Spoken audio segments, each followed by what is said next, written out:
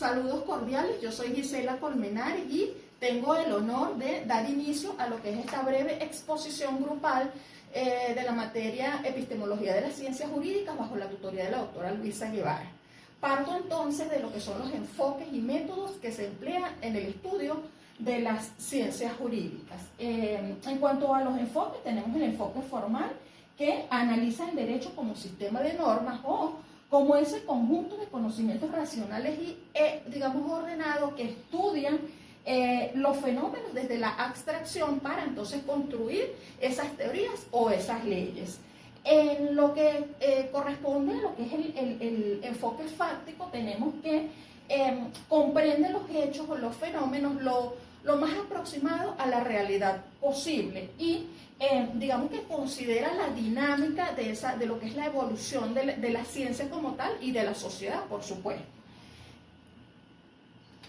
En lo que corresponde a los métodos, tenemos el primer método, el iusnaturalismo, es decir, como su nombre lo indica, el iusnaturalismo considera la naturaleza del ser humano y de la sociedad como tal y de alguna manera se resume en lo que tenemos en el siguiente esquema, un conjunto de criterios, principios relacionados con, digamos, las leyes universales y que, digamos, que le asigna al derecho la finalidad necesaria enfocada en lo que es, digamos, esa ontología o esa realidad de acuerdo a las necesidades sociales.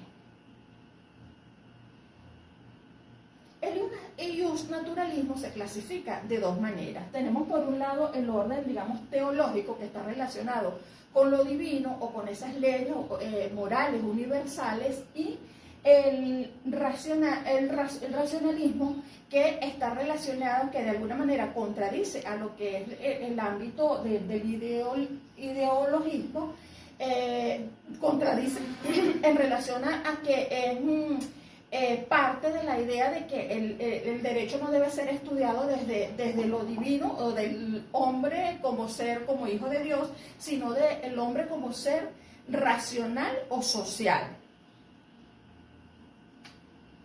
El otro método que se emplea en el estudio de las ciencias jurídicas es el normativismo, que digamos que estudia el derecho como un conjunto o sistema de normas que se adecúan a lo que es el positivismo. Ve entonces lo que son los derechos del ser humano desde el sentido de la igualdad y propone y respeta la jerarquía, digamos, lo que establece Hans Kelsen, que es esa jerarquía de las normas y de las leyes. Y en este sentido, pues propone que en ningún sentido moral a la regla del derecho, porque cuando una regla de derecho expresa la sanción, se debe seguir al acto ilícito, es decir, el término debe carece de significado moral, es decir, es ese respeto por la jerarquía de las normas y del deber ser. Finalmente tenemos lo que es el sociologismo, que es una corriente entonces que estudia el derecho o que digamos que establece que el derecho deriva de la esencia del hombre como ser social y que su importancia radica en las actitudes y conductas humanas que derivan de dichas normas y valores es decir, no consiste en normas y no se identifica con un deber ser, sino con un ser. Digamos que esto es todo lo contrario entonces de lo que viene siendo el iusnaturalismo y el iusnormativismo, por cuanto él ve o estudia la ciencia del derecho como esa ciencia que se debe ocupar fundamentalmente del ser, de la conducta humana, que es un conjunto de fenómenos o hechos eficaces o reales y no de las normas formales o vigentes, ni tampoco de los valores justos o naturales, es decir, todo lo contrario. Ni como hombre, digamos, de orden divino, como que parte de la naturaleza, ni como ese respeto o esa esencia de lo que son las jerarquías de las normas como tal, sino como el hombre como un ser social. Es todo. Muchas gracias por su atención. Saludos, feliz tarde. Mi nombre es Nadiuska Celis Me corresponde la interrogante. ¿Los enfoques y teorías epistemológicas del derecho son considerados una teoría o una metodología?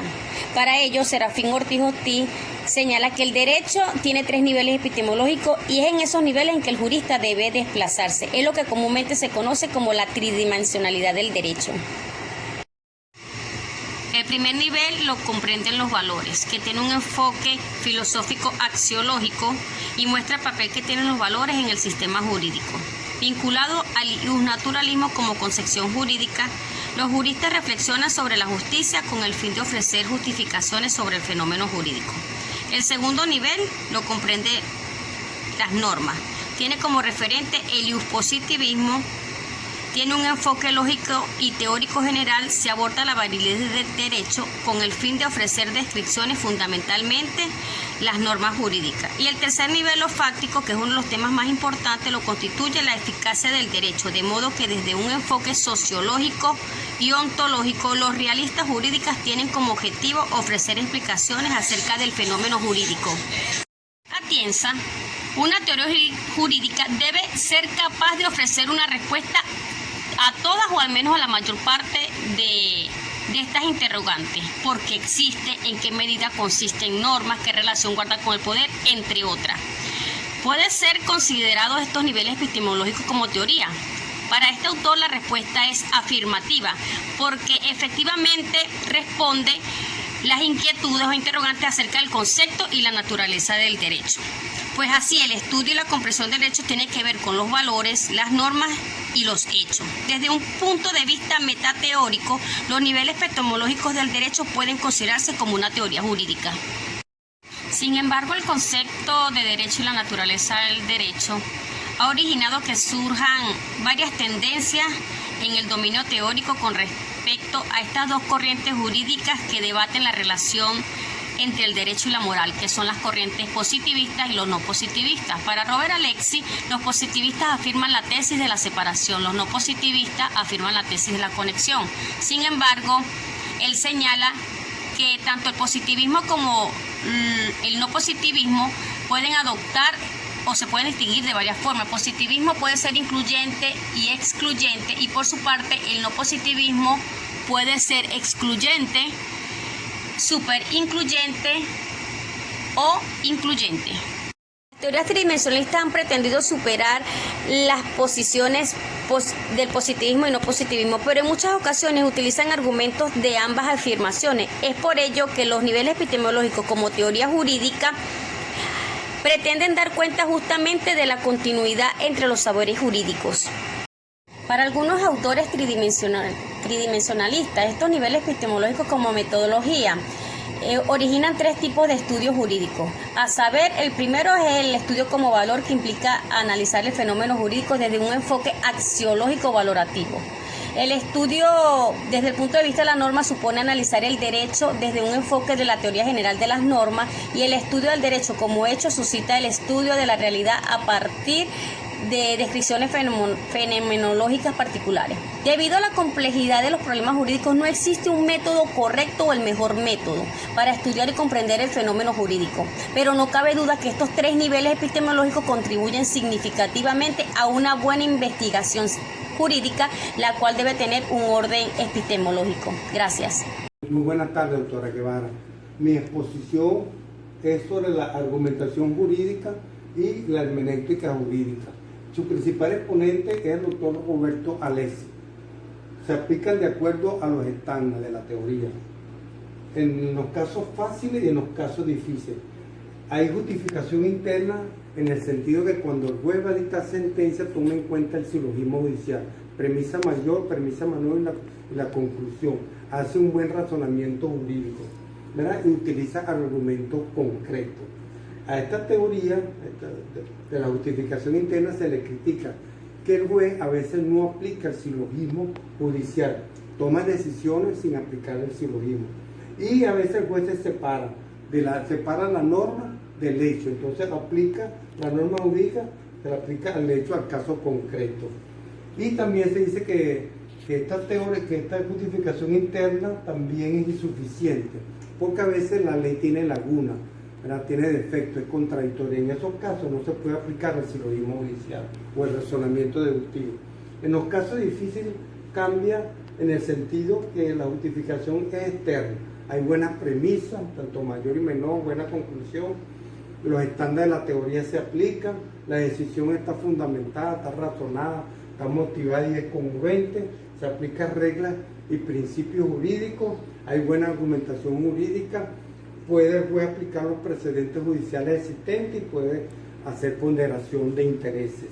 Y en hermenéutica jurídica, el profesor Gadamer, alemán, él señala que la principal base de esta teoría es el modelo que se funda en el proceso de la comprensión, en el sentido que se debe comprender las normas y el derecho, ¿verdad? Y buscar su significado.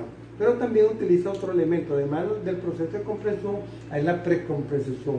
Es lógico que cuando el juez va a dictar una sentencia, ya debe tener conocimiento previo, conocimiento jurídico, conocimiento del caso en concreto y debe tener experiencia. Aquí el juez, cuando va a dictar la decisión, es muy importante que elimine el círculo hermenéutico, es decir, aquellos vicios o aquellas influencias que puede haber política, económica, social y desviación ideológica. También se utiliza la interpretación. El juez interpreta la ley e interpreta la norma. Y se discute durante estas dos teorías, porque son dos teorías fenomenales en el sentido de que hay semejanzas y diferencias. El profesor Alessi alega que la teoría de la argumentación se complementa con la teoría hermenéutica, hay complementación. Ninguna tiene su vigencia si no existe la otra. Son dos teorías que son perfectamente aplicables, que el juez la toma en cuenta al momento de decidir. En la teoría de la argumentación, el método se basa en métodos deductivos. En cambio, en la teoría hermenéutica no, se basa en el proceso de comprensión.